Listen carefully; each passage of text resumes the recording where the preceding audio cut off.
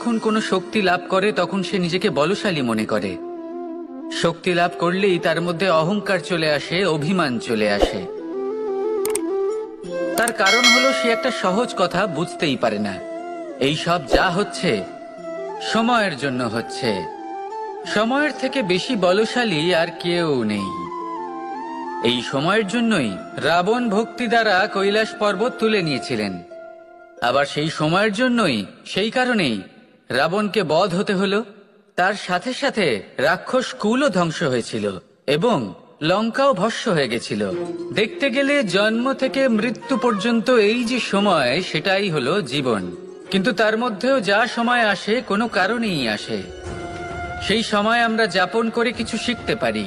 তাই আজ যে সময় আপনার হাতের কাছে আছে তাকে মুষ্টিবদ্ধ করে রাখুন, তাকে সামলে রাখুন, তাকে সংযত করে রাখুন। অনুভব করুন, তার থেকে কিছু শিখুন, তাকে কোনোভাবেই ব্যর্থ হতে দেবেন না।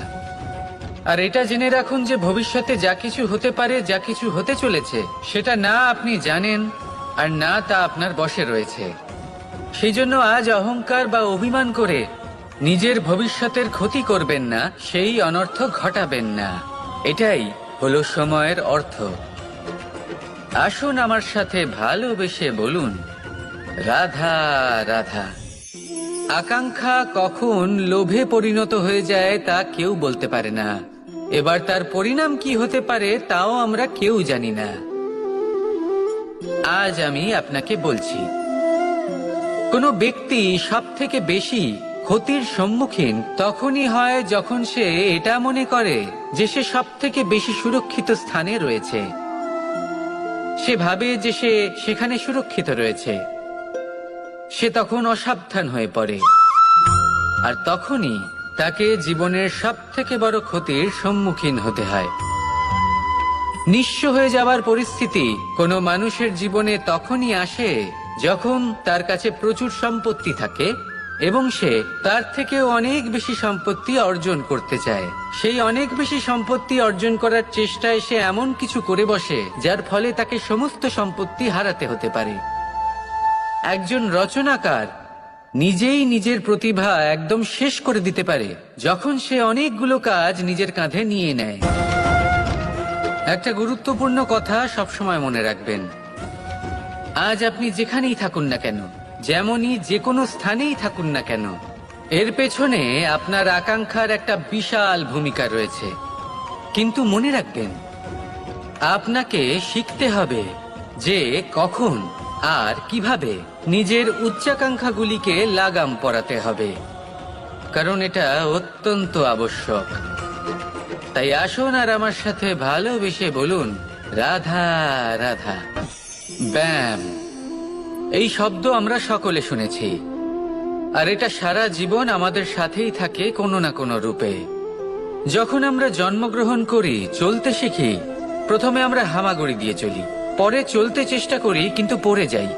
তখন আমাদের বাড়ির গুরুজনেরা আমাদের আটকান না। ওনারা মনে করেন এইভাবেই আমাদের সন্তান চলতে শিখবে, এইভাবেই তার পা আরো মজবুত হবে, যা অত্যন্ত গুরুত্বপূর্ণ। এইবার জীবনকালে যতই আমরা এগোতে থাকি, এই ব্যায়াম বিভিন্ন রূপে আমাদের সাথেই থাকে। কিন্তু আপনি কি জানেন যে এই ব্যায়ামের তাৎপর্য আসলে কি? আপনি কি জানেন এই ব্যায়ামের মর্ম আসলে কি? যখনই আমরা এই ব্যায়াম করি, আমাদের শরীরের মাংসপেশি ক্ষয় হয়। প্রথমে তা ক্ষয় হয়, তারপর আবার তা নির্মিত হয়। আরো শ্রেষ্ঠ, আরো শক্তিশালী মাংসপেশি আমরা লাভ করি। অর্থাৎ এই ব্যায়াম হলো সৃজনের বিজ্ঞান। এই ব্যায়াম আমাদের জন্য অত্যন্ত আবশ্যক। সেই জন্য জীবনে যখনই কোনো কিছু নষ্ট হয়ে যায়, চলে যায়, তখন হতাশ হয়ে পড়বেন না, তাকে পুনর্নির্মাণ করার চেষ্টা করবেন। আর এই শিক্ষা আমরা লাভ করি পাখিদের থেকে। যখনই বর্ষা হয়, ঝড় আসে, যখন পাখির বাসা ভেঙে চুরমার হয়ে যায়, তারা হার মেনে নেয় না। সে আবার অল্প অল্প করে সব খুঁজে একত্রিত করে আবার নিজের বাসা বানিয়ে তোলে, পুনরায় এক জীবনকে জন্ম দেয়, এক নতুন পরিবারকে জন্ম দেয়। তাই মনে রাখবেন, জীবনে এইভাবেই যদি আপনি নির্মাণ করতে চান, সৃজন করতে চান, তাহলে সেই নির্মাণের জন্য ভাঙনের অভিজ্ঞতা থাকা অত্যন্ত আবশ্যক। ভগ্ন বস্তুকেও সম্মান করা অত্যন্ত আবশ্যক। এই আচরণ মনে নিয়ে আসুন, মন প্রসন্ন হয়ে বলবে রাধা রাধা। আমরা সকলেই কামনা করি, আমরা সবাই সেটা প্রাপ্ত করতে চাই যা আজ পর্যন্ত কেউ প্রাপ্ত করেনি, সেটা পেতে চাই যা আজ পর্যন্ত কেউ পেতে পারেনি, সেটাই কাছে রাখতে চাই যা আজ পর্যন্ত কখনো আমরা পাইনি। এবার সেটা কিভাবে করা যেতে পারে? যদি আপনি সেটা প্রাপ্ত করতে চান যা আজ পর্যন্ত আপনি কখনো পাননি, তাহলে আপনাকে সেটা করে দেখাতে হবে যা আজ পর্যন্ত আপনি কখনো করেননি। সেই চেষ্টা করতে হবে যা আজ পর্যন্ত কখনো করেননি, সেই পরিশ্রম করতে হবে যা আজ পর্যন্ত কখনো করেননি। তবেই আপনি সেটা পাবেন যা আজ পর্যন্ত কখনো পাননি। কারণ যেমন বীজ বপন করবেন তেমনই অঙ্কুর আপনি লাভ করবেন। আসুন আর আমার সাথে ভালোবেসে বলুন রাধা রাধা। কথায় আছে, যখন আপনি যুদ্ধক্ষেত্রে দাঁড়িয়ে তখন শত্রুকে পিঠ দেখিয়ে পালিয়ে যাওয়া বা পিছু হটে যাওয়া অত্যন্ত অনুচিত যুদ্ধনীতি হয়। কথায় আছে যে শ্রেষ্ঠ যুদ্ধ নীতি হলো সেটাই যেখানে আপনি অস্ত্র হাতে নিয়ে এগিয়ে যান, সাহসের সাথে যুদ্ধ করে শত্রুকে পরাস্ত করে ফিরে আসেন। আর সেটাই আমি করেছিলাম। তখন মহাভারত রচনা হয়েছিল, কারণ তখন ধর্ম রক্ষা করা আবশ্যক ছিল। কিন্তু এমনও একটা সময় ছিল যখন আমি যুদ্ধ থেকে পালিয়েছি, কারণ তখন প্রজাদের সুরক্ষা বেশি গুরুত্বপূর্ণ ছিল। আমার গায়ে যুদ্ধ বিমুখ হবার কলঙ্ক লাগিয়েছিল। কিন্তু ঠিক আছে, আমি সেটাই করেছিলাম যেটা প্রয়োজনীয় ছিল। শ্রীরামও লঙ্কা গিয়ে রাবণকে হত্যা করার পূর্বে 4 মাস ধরে অপেক্ষা করেছিলেন। অপেক্ষায় ছিলেন কবে সেই সেতু সম্পন্ন হবে। তারপরে গিয়ে রাবণকে পরাস্ত করলেন, তাকে বধ করলেন। জীবনে কখনো কখনো থেমে যাওয়া বা পিছু হটে যাওয়া কার্যকর হতে পারে। এটা প্রত্যেক সময়ের উপরে নির্ভর করে। শত্রু যে কেউ হতে পারে, যখন খুশি আক্রমণ করতে পারে। কোনো মানুষ হতে পারে, আবার কোনো দানবও হতে পারে। আমাদের নিজেদের মানসিকতা হতে পারে, কোনো অসুখ হতে পারে, মহামারীও হতে পারে। সেক্ষেত্রে সেটাই করুন যেটা উচিত মনে হয়। দেখুন, প্রত্যেকবার নারায়ণ তো আপনাকে সাহায্য করতে আসবেন না। অনেক সময় মানুষকে নিজেকেই সেই বাধার সম্মুখীন হয়ে তাকে পরাস্ত করতে হয়। আর এমনিতেও কথায় আছে যে প্রত্যেক নরের মধ্যে নারায়ণ আছেন। তাই অন্তরের নারায়ণকে জাগ্রত করুন, আর যা সমস্যা আছে তাকে সমাপ্ত করে ফেলুন, তা সে যতই পিছু হটে করতে হোক না কেন। আসুন আর আমার সাথে ভালোবেসে বলুন রাধা রাধা। মানুষ সত্যের সাথে অবগত হবার জন্য ব্যাকুল হয়ে থাকে, চিরকাল চেষ্টা করতে থাকে। জন্ম থেকেই তার মনে এই ইচ্ছে জাগ্রত হয় সত্যিটা কি সেটা জানতে। এবার এই ইচ্ছে এটা পূর্ণ কিভাবে করা যেতে পারে? কারণ মনে হয় যে জ্ঞান অর্জন করলেই এই ইচ্ছে পূর্ণ হতে পারে। তাই কেউ কেউ জ্ঞানের পেছনে ছুটতে থাকেন। কেউ এটা ভাবেন যে এই ইচ্ছে পূর্ণ করা যেতে পারে ধন আর শক্তির দ্বারা, তাই তারা ধন আর শক্তি প্রাপ্ত করতে চান। কেউ আবার ভাবেন যে অন্তরের মন্থন দ্বারা এটা সম্ভব হতে পারে। এবার এটাও সত্যি যে মন্থন করলে অমৃত লাভও সম্ভব হতে পারে, কিন্তু তার জন্য এই মন্থন করার জন্য একটা উচিত দিকে অগ্রসর হওয়া প্রয়োজনীয়। উচিত সংযমের দ্বারা সামনে এগোতে হবে, আর কোনো আশা না করে সামনে এগিয়ে যেতে হবে, তবেই এটা সম্ভব হতে পারে। একটা বাদ্যযন্ত্রের কথা ভেবে দেখা যাক। তার থেকে সুর তখনই নির্গত হয় যখন তার তারগুলি ঠিক করে বাঁধা হয়। যদি বেশি বেঁধে ফেলা হয় তাহলে তার ছিঁড়ে যেতে পারে, আর যদি ঢিলে থেকে যায় তাহলে তার থেকে উচিত সুর নির্গত হবে না। একটা অত্যন্ত গুরুত্বপূর্ণ কথা মনে রাখবেন, সত্যকে লাভ করার প্রাথমিক আধার হলো অনুশাসন। জীবনে এই অনুশাসন আনুন, সত্য আপনা আপনি আপনার কাছে চলে আসবে, আর এই মন প্রসন্ন হয়ে বলবে রাধা রাধা। ধন মানুষের জীবনের সব থেকে বড় প্রয়োজনীয়তা, সেই অস্ত্র যার দ্বারা মানুষের জীবনের অনেক সংকট দূর করে দেয়া যেতে পারে, সেই মাধ্যম যার দ্বারা সংসারের সমস্ত জাগতিক সুখ স্বাচ্ছন্দ্য লাভ করা যেতে পারে। কিন্তু ধনের দ্বারা আমরা সবকিছু লাভ করতে পারি না। জাগতিক স্বাচ্ছন্দ্য আমরা লাভ করতে পারি, কিন্তু সুখ লাভ করতে পারবো না। সুখের উপকরণ আমরা লাভ করতে পারি, কিন্তু সুখের অনুভূতি লাভ করতে পারবো না। আনন্দ, সন্তোষ, প্রসন্নতা এগুলো ধন দ্বারা লাভ করা যায় না। কিন্তু হ্যাঁ, আনন্দ, সন্তোষ আর প্রসন্নতার সাথে যদি কোনো কাজ করেন তাহলে অবশ্যই ধন লাভ করবেন। তাহলে আসুন আর এই প্রসন্নতার সাথে বলুন, রাধা রাধা। মানুষ কতটা বিচিত্র হতে পারে। সব সময় স্বপ্ন দেখতে থাকে যে কাল আমি এটা করব, কাল আমি ওটা শুরু করব, কাল আমি ওটা সম্পন্ন করব। এই যে কাল শব্দটা, এই কাল অত্যন্ত বিচিত্র এক শব্দ।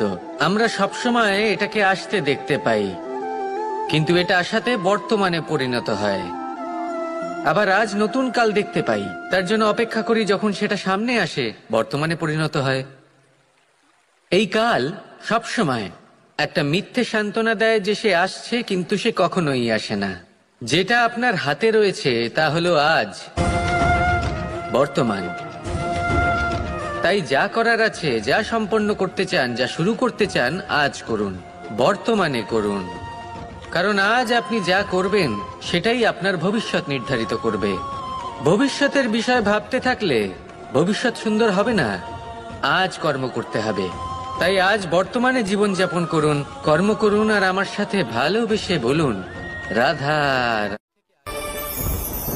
শক্তি, সামর্থ্য, প্রাবল্য এসব কোথা থেকে আসে?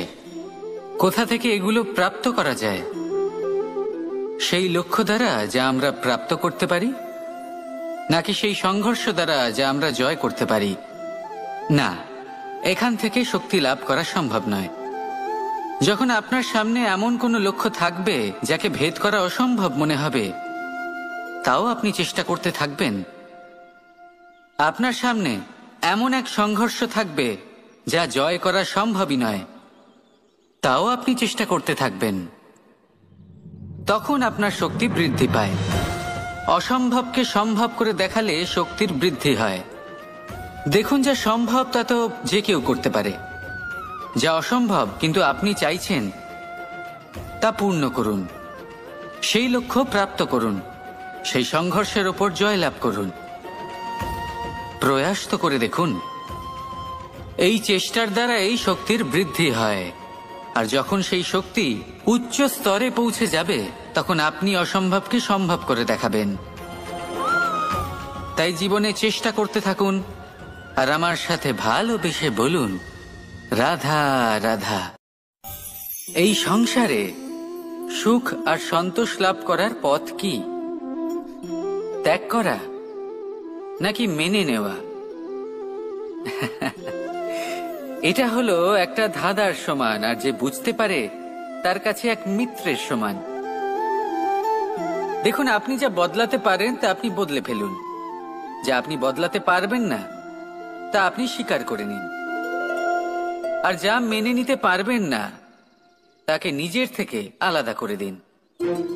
ধরুন, আপনার কোনো অভ্যেস আছে যা আপনি বদলাতে চান, বদলে ফেলুন। যদি কোনো সমস্যা থাকে যা বদলানো আপনার হাতে নেই, তা স্বীকার করে নিয়ে তার সাথে পথ চলা শুরু করে দিন। যদি কোনো আবেগ থাকে, পরিস্থিতি থাকে, বা কোনো বস্তু থাকে যা আপনি মানতেই পারছেন না, কোনোদিনও মানতে পারবেন না, তাকে নিজের থেকে আলাদা করে দিন। একেও সন্ন্যাস বলা হয়। জীবনে সুখ দুঃখ, ক্ষয় হোক বা লাভ, এই সবেতেই সমান রূপে যাপন করা, তাই হলো সন্ন্যাস। এতেই জীবনের আনন্দ রয়েছে। তাহলে এই আনন্দ উপভোগ করুন, আর আমার সাথে ভালোবেসে বলুন, রাধা রাধা। কথায় আছে, সংসারে নাকি সকল রোগের ওষুধ আছে। যদি আপনি নিজের শরীরকে ভালোবাসেন তাহলে ব্যায়াম করুন। যদি নিজের নিঃশ্বাস প্রশ্বাসকে ভালোবাসেন তাহলে প্রাণায়াম করুন। যদি আপনি নিজের আত্মাকে ভালোবাসেন তাহলে ধ্যান করুন। কিন্তু যদি আপনি নিজের জীবনকে, পরমাত্মাকে ভালোবাসেন তাহলে সকলকে ভালোবাসতে থাকুন। এই ভালোবাসা অত্যন্ত গুরুত্বপূর্ণ এবং আবশ্যক। ভালোবাসার থেকে ভালো না কোনো ওষুধ আছে, না আছে কোনো আসন। এর থেকে ভালো না কোনো ব্যায়াম আছে, আর না কোনো প্রাণায়াম। এই ভালোবাসা বড় বড় সমস্যারও সমাধান করতে পারে। ভালোবাসা বড় বড় বিপদকে আপনার থেকে দূর করতে পারে। এই ভালোবাসাই আপনাকে জীবনে বাঁচতে শেখায়, কারণ ভালোবাসাই হলো জীবনের আসল সত্য। তাহলে আসুন আর আমার সাথে ভালোবেসে বলুন, রাধা রাধা। আপনি কখনো কোনো সরোবরের দিকে তাকান, যার জল হলো শান্ত, স্থির। আপনি স্পষ্ট দেখতে পাবেন সেই সরোবরের তলদেশে কি রয়েছে। তাতে সাঁতরে বেড়াচ্ছে সুন্দর মাছ, চকচকে কিছু পাথর, স্বর্ণরূপী বালি, সবই আপনি দেখতে পাবেন। কিন্তু যখনই আপনি একটা ছোট্ট পাথর তুলে সেই জলে ছুঁড়ে ফেলবেন, তখন সেই জল বিচলিত হবে আর সেই স্পষ্টতা ন্যূনতম হয়ে যাবে। তারপর কিছুই স্পষ্টভাবে দেখা যাবে না। এই ঘটনা মানুষের সাথেও ঘটে। মানুষ যদি বিচলিত হয়ে পড়ে, তখন সে বুঝতে পারে না যে বর্তমানে কি হয়ে চলেছে আর ভবিষ্যতে কি করা উচিত। কিন্তু সেই মানুষ যদি শান্ত থাকেন, স্থির থাকেন, ধন্যাত্মক থাকেন, তাহলে নিশ্চিত রূপেই বুঝতে পারবেন যে বর্তমানে কি করতে হবে আর ভবিষ্যতে কি করতে হবে। তাই নিজের মধ্যে সেই স্থিরতা আনুন, সেই ধৈর্য ধরুন, নিজেকে শান্ত রাখুন আর সবার মধ্যে ভালোবাসা ছড়িয়ে দিন। এই মন প্রসন্ন হয়ে বলবে, রাধা রাধা। আমরা আনন্দ লাভের জন্য ভালোবাসি মা বাবাকে, ভাই বোনকে, পরিবার পরিজনকে, বন্ধুকে, প্রেমিকাকে। আমরা চাই যে সকলে যেন আপন হয়ে থাকেন, আমাদের কাছে থাকেন। কিন্তু মানুষের একটা প্রবৃত্তি আছে যে তিনি যা লাভ করে ফেলেন তার মূল্য তিনি বুঝতেই পারেন না। যদি আপনার বাড়ির কাছে একটা মিষ্টি জলের সরোবর থাকে বা সুন্দর নদী থাকে, তাহলে জলের গুরুত্বটা কি আপনি তা বুঝতেই পারবেন না। সেইখানে আপনি যদি কোনো একটা মরুভূমিতে যান, আপনি অনুভব করতে পারবেন যে এক একটা ফোঁটা জলের কি গুরুত্ব, তার মূল্য কি। সুখের মুহূর্তে যদি আপনজনদের মনে রাখেন, তবে দুঃখের মুহূর্ত নিজে থেকেই দূরে সরে যাবে। ভালোবাসা এবং তার সাথে স্মরণ করা, এটাই তো হলো জীবনের এবং ভালোবাসার আসল মূল্য। আসুন আর আমার সাথে ভালোবেসে বলুন, রাধা রাধা।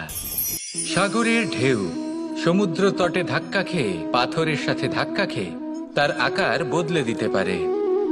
বিভিন্ন আকারের পাথরে এদের ঘষে ঘষে গোলাকার বানিয়ে দিতে পারে। কিন্তু এই সাগরের ঢেউ এদের নিজেদের আকার কখনো বদলায় না।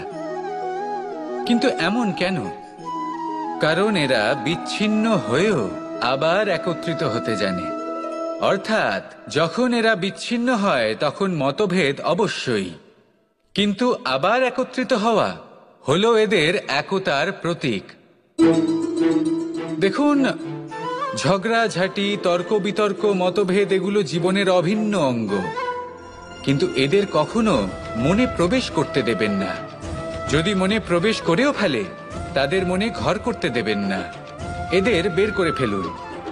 এই ঝগড়াঝাঁটি, তর্ক বিতর্ক, মতভেদ এদের সারা জীবন সাথে নিয়ে চলবেন না। যদি একসাথে নিয়ে চলতে চান, তাহলে সকলকে একসাথে নিয়ে চলুন, ঢেউয়ের মতো। একতায় বিশ্বাস রাখুন। একসাথে মিলে যদি এগোতে থাকেন, তাহলে অনেক দূর পৌঁছবেন। নয়তো শুধু দূরের কথা ভেবেই যাবেন। কি চান সেই সিদ্ধান্ত আপনারই। আসুন আর আমার সাথে ভালোবেসে বলুন, রাধা রাধা। নেকড়ে, নেকড়ের বিষয়ে আমরা সকলে জানি। ওরা খুবই নিষ্ঠাবান এবং অত্যন্ত সতর্ক থাকেন। ছোট ছোট মূর্খতা করে বসেন। এনারা হাড় চিবোতে খুব ভালোবাসেন, কিন্তু চিবোতে চিবোতে এদের মাড়ি ছড়ে যায়, সেখান থেকে রক্তপাত হতে থাকে। সেই রক্ত ওনারা পান করেন আর ওনাদের মনে হয় এই রক্ত হাড় থেকেই পাচ্ছেন। ওনারা ভাবেন যে এই হাড় চিবিয়ে আমরা আনন্দ লাভ করছি, কিন্তু আসল সত্য হলো এটাই যে ওনারা নিজেদেরই ক্ষতি করছেন। আমরা মানুষ, আমাদের সাথেও এমনটাই হয়। কখনো কখনো ভুলবশত আমরা এমন কোনো কাজ করি আর আমাদের মনে হয় যে আমরা বাইরে থেকে আনন্দ লাভ করছি, কিন্তু সত্য হলো এটাই যে আমরা শুধুই ক্ষতিগ্রস্ত হচ্ছি। এটা হলো খুব বড় একটা শিক্ষা, যা আমাদের শেখা উচিত। তা হলো এটা যে আমাদের বোঝা উচিত যে কখন আমরা লাভবান হচ্ছি আর কখন ক্ষতিটাকেই লাভ বলে মনে করছি। এই শিক্ষা যদি আপনি প্রাপ্ত করতে পারেন তাহলে এই সংসারে আপনার থেকে বেশি প্রসন্ন আর কেউ থাকবেন না। তাহলে আসুন আর আমার সাথে ভালোবেসে বলুন, রাধা রাধা। একটা গরু যখন দুধ দেয় তখন তার একটা মূল্য থাকে। ওই দুধ থেকে যদি আপনি দই বানান তাহলে তার মূল্য বৃদ্ধি পায়।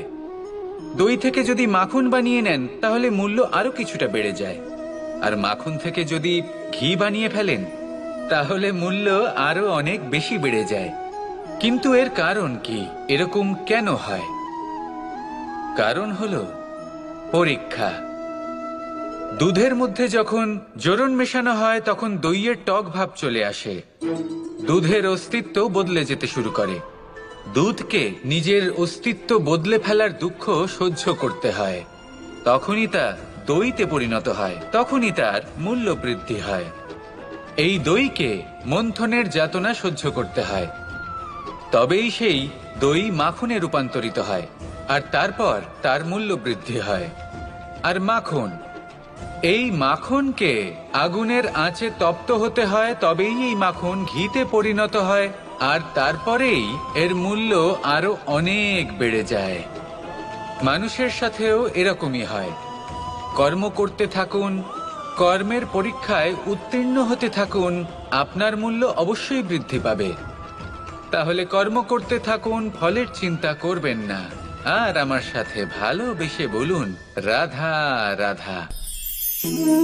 জীবনে ক্ষমা চাওয়া তাও কিছুটা সহজ, ক্ষমা করতে পারা অত্যন্ত কঠিন। ক্ষমা 2 অক্ষরের এই শব্দ হতে পারে, কিন্তু অত্যন্ত বড় এই শব্দ, অত্যন্ত গুরুত্বপূর্ণ এই শব্দ। কখনো কখনো অন্য কাউকে ক্ষমা করে দেওয়া তাও কিছুটা সহজ কাজ, কিন্তু নিজেকে ক্ষমা করতে পারা অত্যন্ত কঠিন হয়ে দাঁড়ায়। অতীতে যদি আমাদের এমন কোনো ভুল হয় যে কারণে আমরা নিজেকে ক্ষমা করতে পারি না, অনেক সময় এমন কিছু ভুল করে বসি যে বিষয় শুধু আমরাই জানি, কিন্তু আমরা নিজেকে ক্ষমাই করতে পারি না। আর আমাদের বিকাশ সেখানেই স্তব্ধ হয়ে যায়। কারণ যদি আপনি ক্ষমা করতে না শেখেন, নিজেকে ক্ষমা যদি না করতে পারেন, তাহলে তা আপনার জীবনের সবথেকে বড় বাধা হয়ে দাঁড়াবে।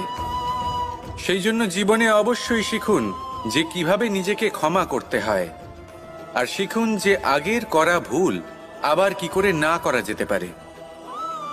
এই মন হালকা হবে আর প্রসন্ন হয়ে বলবে, রাধা রাধা। কখনো কখনো আমরা ভাবি যে কোনো ব্যক্তি যিনি ধর্মের পথে চলেছেন, যদি তার দ্বারা কোনো ভুল হয়ে থাকে তাহলে নিয়তি তাকে সেই মুহূর্তেই কঠোর শাস্তি দেন। কিন্তু সেই সব মানুষ যারা সংসারের সবথেকে বড় অধর্মী, বহু নিকৃষ্ট মানের কাজ করেন, তাদের নিয়তি অনেক সুযোগ দেন। তাদের নিয়তি এরকম কঠোর প্রহার করেন না। এই ভাবনা কখনো না কখনো মনে আসেই। ভেবে দেখুন কেন?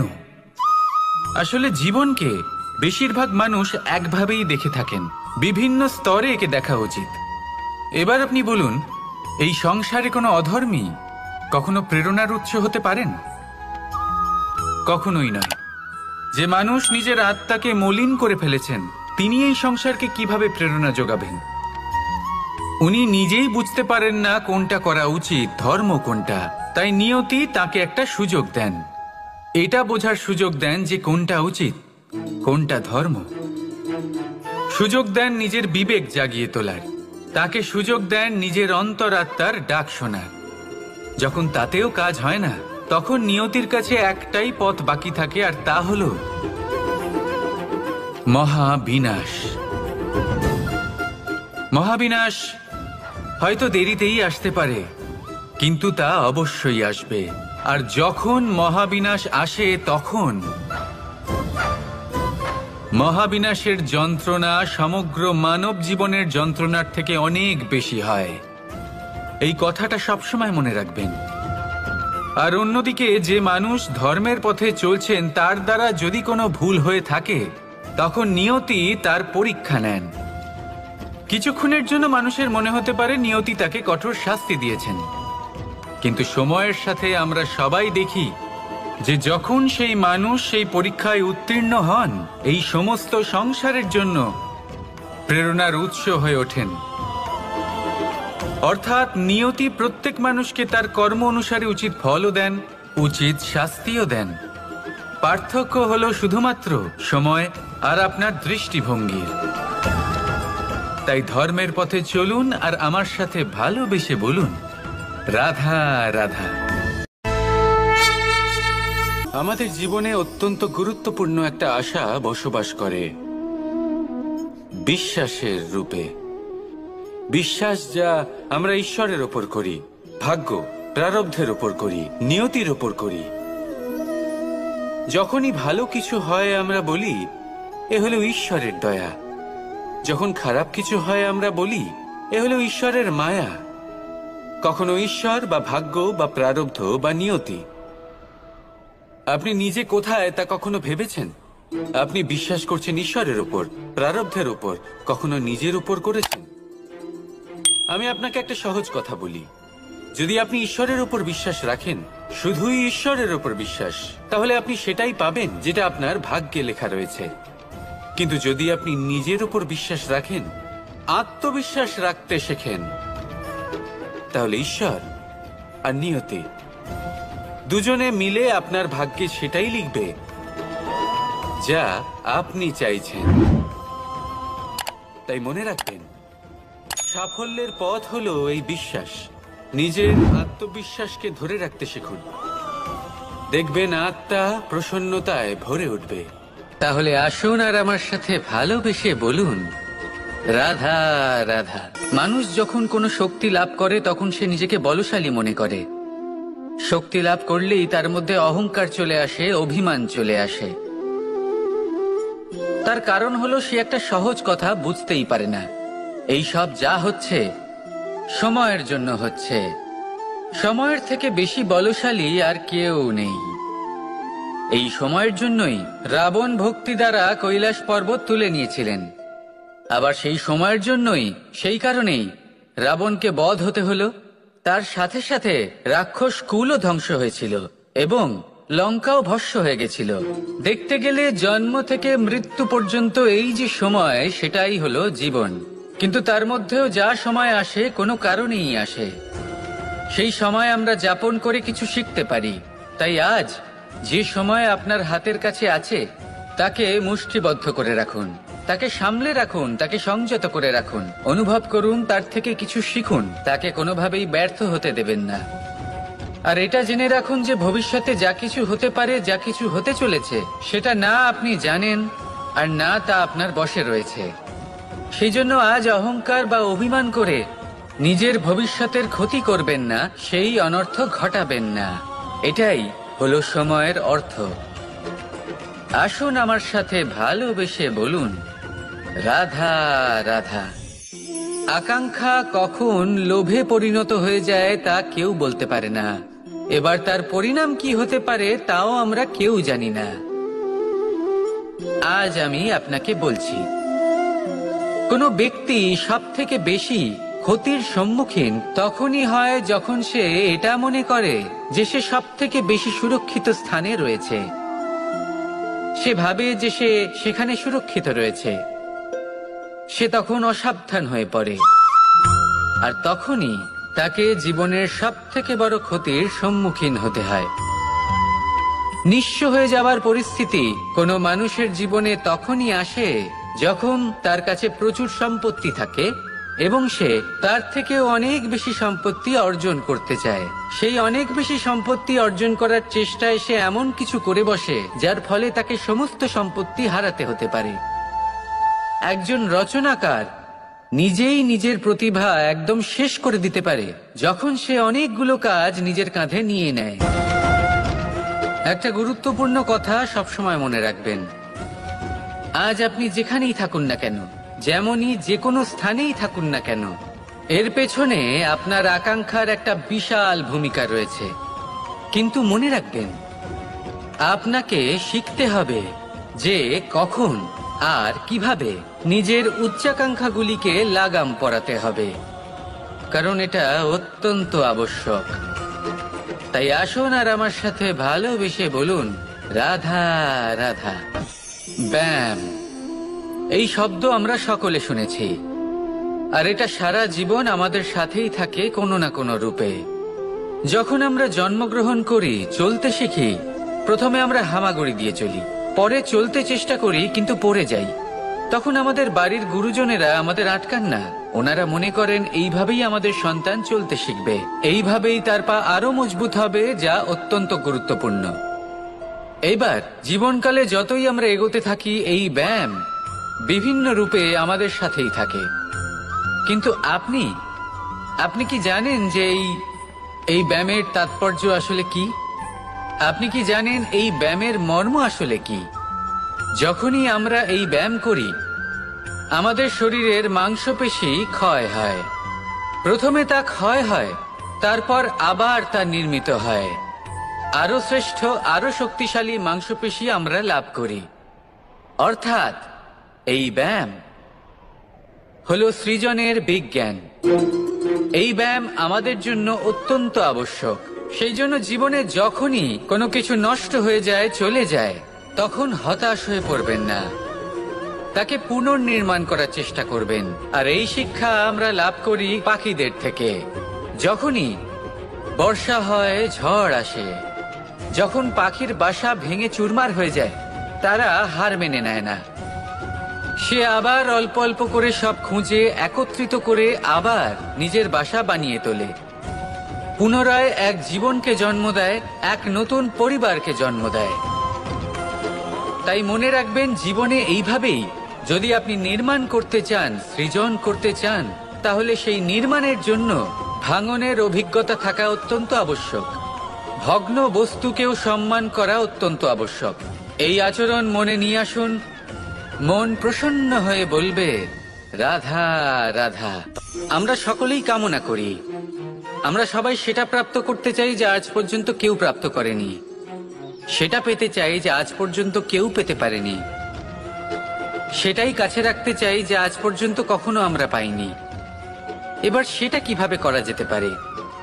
যদি আপনি সেটা প্রাপ্ত করতে চান যা আজ পর্যন্ত আপনি কখনো পাননি, তাহলে আপনাকে সেটা করে দেখাতে হবে যা আজ পর্যন্ত আপনি কখনো করেননি।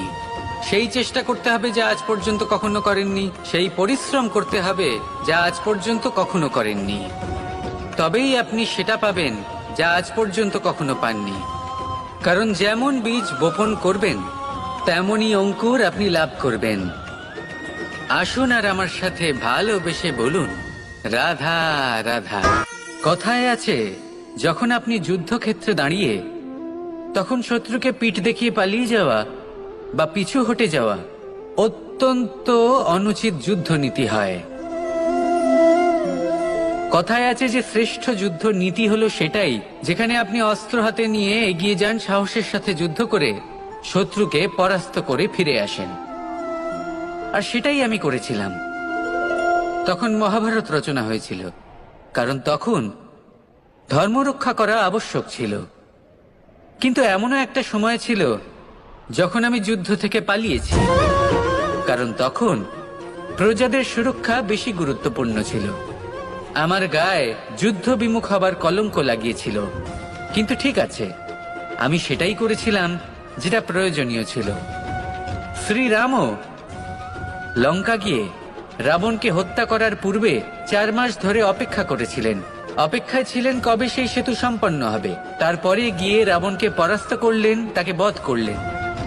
জীবনে কখনো কখনো থেমে যাওয়া বা পিছু হটে যাওয়া কার্যকর হতে পারে। এটা প্রত্যেক সময়ের উপরে নির্ভর করে। শত্রু যে কেউ হতে পারে, যখন খুশি আক্রমণ করতে পারে। কোনো মানুষ হতে পারে, আবার কোনো দানবও হতে পারে। আমাদের নিজেদের মানসিকতা হতে পারে, কোনো অসুখ হতে পারে, মহামারীও হতে পারে। সেক্ষেত্রে সেটাই করুন যেটা উচিত মনে হয়। দেখুন, প্রত্যেকবার নারায়ণ তো আপনাকে সাহায্য করতে আসবেন না। অনেক সময় মানুষকে নিজেকেই সেই বাধার সম্মুখীন হয়ে তাকে পরাস্ত করতে হয়। আর এমনিতেও কথায় আছে যে প্রত্যেক নরের মধ্যে নারায়ণ আছেন। তাই অন্তরের নারায়ণকে জাগ্রত করুন, আর যা সমস্যা আছে তাকে সমাপ্ত করে ফেলুন, তা সে যতই পিছু হটে করতে হোক না কেন। আসুন আর আমার সাথে ভালোবেসে বলুন, রাধা রাধা। মানুষ সত্যের সাথে অবগত হবার জন্য ব্যাকুল হয়ে থাকে, চিরকাল চেষ্টা করতে থাকে। জন্ম থেকেই তার মনে এই ইচ্ছে জাগ্রত হয় সত্যিটা কি সেটা জানতে। এবার এই ইচ্ছে এটা পূর্ণ কিভাবে করা যেতে পারে? কারণ মনে হয় যে জ্ঞান অর্জন করলেই এই ইচ্ছে পূর্ণ হতে পারে, তাই কেউ কেউ জ্ঞানের পেছনে ছুটতে থাকেন। কেউ এটা ভাবেন যে এই ইচ্ছে পূর্ণ করা যেতে পারে ধন আর শক্তির দ্বারা, তাই তারা ধন আর শক্তি প্রাপ্ত করতে চান। কেউ আবার ভাবেন যে অন্তরের মন্থন দ্বারা এটা সম্ভব হতে পারে। এবার এটাও সত্যি যে মন্থন করলে অমৃত লাভও সম্ভব হতে পারে, কিন্তু তার জন্য এই মন্থন করার জন্য একটা উচিত দিকে অগ্রসর হওয়া প্রয়োজনীয়। উচিত সংযমের দ্বারা সামনে এগোতে হবে, আর কোনো আশা না করে সামনে এগিয়ে যেতে হবে, তবেই এটা সম্ভব হতে পারে। একটা বাদ্যযন্ত্রের কথা ভেবে দেখা যাক। তার থেকে সুর তখনই নির্গত হয় যখন তার তারগুলি ঠিক করে বাঁধা হয়। যদি বেশি বেঁধে ফেলা হয় তাহলে তার ছিঁড়ে যেতে পারে, আর যদি ঢিলে থেকে যায় তাহলে তার থেকে উচিত সুর নির্গত হবে না। একটা অত্যন্ত গুরুত্বপূর্ণ কথা মনে রাখবেন, সত্যকে লাভ করার প্রাথমিক আধার হলো অনুশাসন। জীবনে এই অনুশাসন আনুন, সত্য আপনা আপনি আপনার কাছে চলে আসবে, আর এই মন প্রসন্ন হয়ে বলবে রাধা রাধা। ধন মানুষের জীবনের সব থেকে বড় প্রয়োজনীয়তা, সেই অস্ত্র যার দ্বারা মানুষের জীবনের অনেক সংকট দূর করে দেয়া যেতে পারে, সেই মাধ্যম যার দ্বারা সংসারের সমস্ত জাগতিক সুখ স্বাচ্ছন্দ্য লাভ করা যেতে পারে। কিন্তু ধনের দ্বারা আমরা সবকিছু লাভ করতে পারি না। জাগতিক স্বাচ্ছন্দ্য আমরা লাভ করতে পারি, কিন্তু সুখ লাভ করতে পারবো না। সুখের উপকরণ আমরা লাভ করতে পারি, কিন্তু সুখের অনুভূতি লাভ করতে পারবো না। আনন্দ, সন্তোষ, প্রসন্নতা এগুলো ধন দ্বারা লাভ করা যায় না। কিন্তু হ্যাঁ, আনন্দ, সন্তোষ আর প্রসন্নতার সাথে যদি কোনো কাজ করেন তাহলে অবশ্যই ধন লাভ করবেন। তাহলে আসুন আর এই প্রসন্নতার সাথে বলুন রাধা রাধা। মানুষ কতটা বিচিত্র হতে পারে, সব সময় স্বপ্ন দেখতে থাকে যে কাল আমি এটা করব, কাল আমি ওটা শুরু করব, কাল আমি ওটা সম্পন্ন করব।